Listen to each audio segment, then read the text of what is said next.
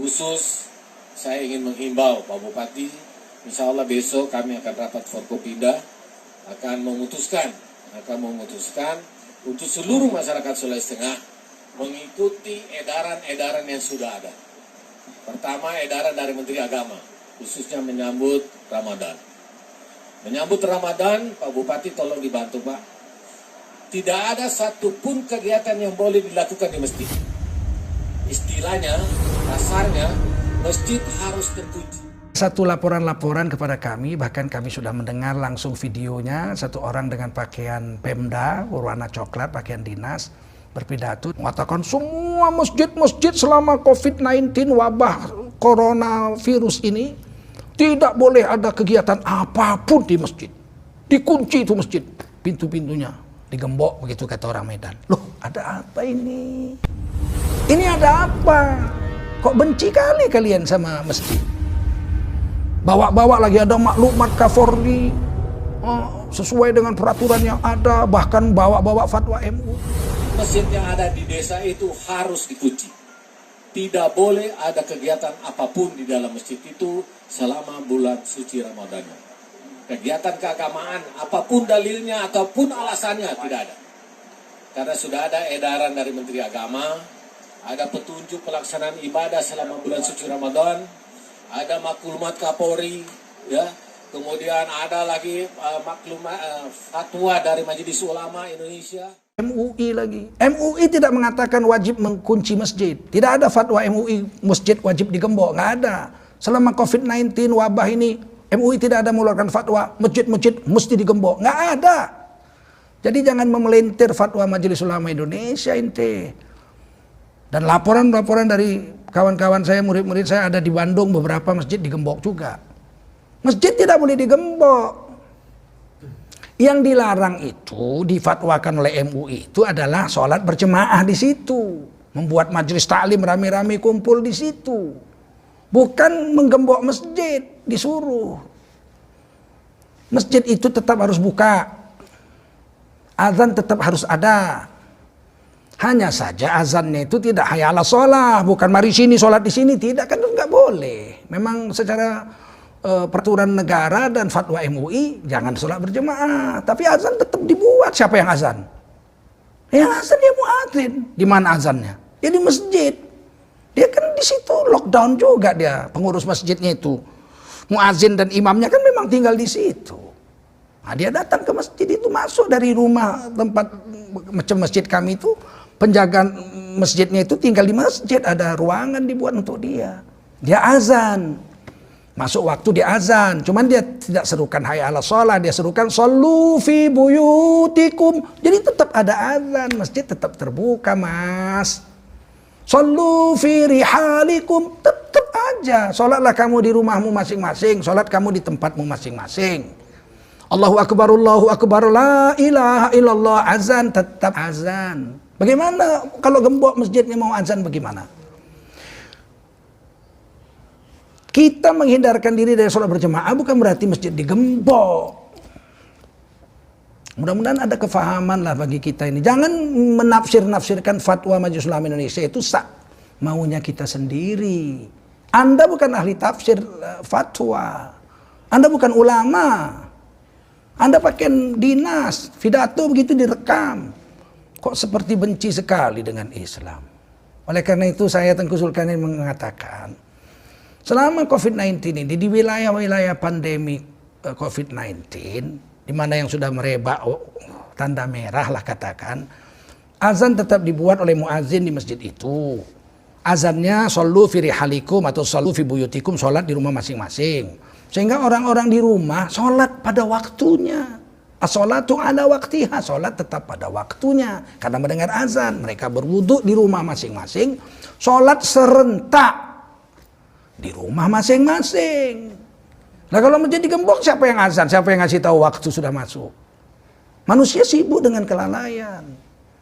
Jadi sholatnya tetap sama. Pada waktu yang sama karena azan ada, cuman di tempat masing-masing. Nah, jangan dilarang orang digembok masjid, bagaimana sih? Tidak ada fatwa Majelis Ulama mengatakan masjid harus digembok selama COVID-19 ini. Pemda-pemda juga nggak ada mengatakan masjid harus digembok. Kok Anda jadi aneh sendiri ini beberapa masjid ini, termasuk yang itu yang pidato di Sulawesi Tengah itu. Siapa Anda bawa-bawa nama MUI? Katanya ada maklumat Kapolri. Saya tidak baca juga maklumat Kapolri mewajibkan digembok tuh masjid-masjid, dikunci-kunci semua masjid. Saya pikir kalau Kapolri mengeluarkan maklumat ini, Kapolri sudah melanggar hak asasi manusia. Syariat Islam boleh berdiri di Indonesia ini, pasal 29 ayat 2. Negara menjamin tiap-tiap warga negara untuk memeluk agama garis miring kepercayaan dan menjalankan agama garis miring kepercayaannya masing-masing. Menjamin untuk memeluk dan menjalankan agama. Masjid tetap azan. Cuman azannya menurut syariat Islam, sallu fi rihalikum, sallu fi buyutikum, salat di rumahmu masing-masing, salat di tempatmu masing-masing. Maka semua yang mendengar azan berwudu dan mereka pun sholat di rumah masing-masing pada waktu yang bersamaan. Naik ke langitnya itu nurnya sama. Sama nurnya naik ke langit.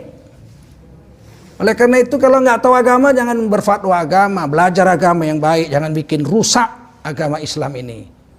Negara tidak pernah menentang agama. Sebab pasal 29 ayat 2, pasal 29 ayat 1 itu tidak memungkinkan untuk NKRI menentang agama.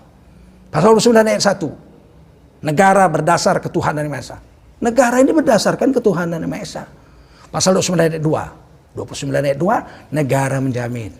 Tiap-tiap warga negara, termasuk seluruh orang Islam, seluruh orang Hindu, seluruh orang Kristen, seluruh orang Katolik, seluruh orang Buddha, seluruh orang Konghucu, untuk memeluk agama mereka masing-masing dan menjalankan ajaran agama mereka masing-masing. Di dalam Islam ketika terjadi bencana COVID-19 misalnya atau wabah, azan tetap dibuat di masjid, sholatnya di rumah masing-masing pada waktu yang bersamaan, dan yang di masjid itu sholat adalah orang yang terisolasi di masjid itu, muazin dan imamnya saja, termasuk sholat tarawih.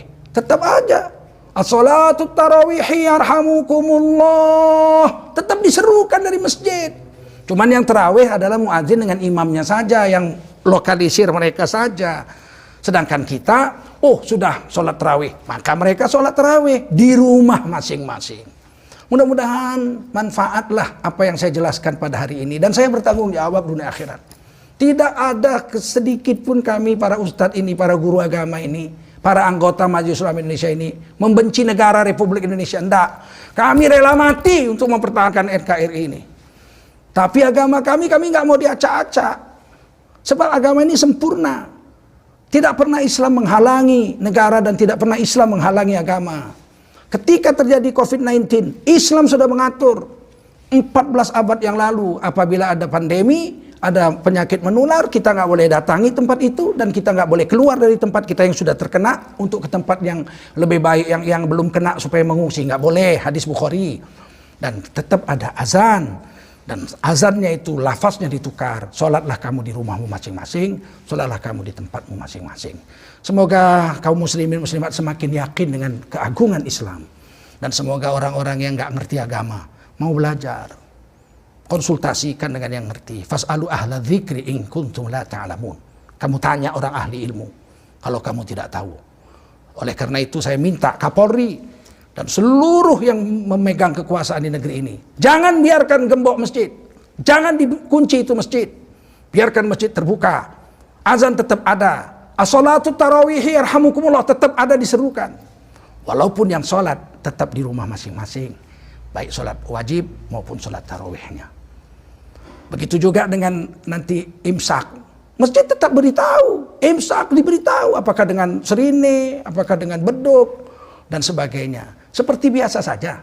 Yang tidak boleh itu berkumpul-kumpul. Nah, kita patuhi itu. Karena Rasulullah pun menyuruh itu. Para ulama pun menyuruh demikian. Sekali lagi saya Tengku Zulkarnain, Wakil Sekretaris Jenderal Majelis Ulama Indonesia, mengucapkan terima kasih atas segala perhatian. Semogalah kita berjaya dunia akhirat dan NKRI tetap menjadi negeri yang baldatun, thayyibatun, wa rabbun ghafur. Billahi taufiq wal hidayah. Wassalamualaikum warahmatullahi wabarakatuh.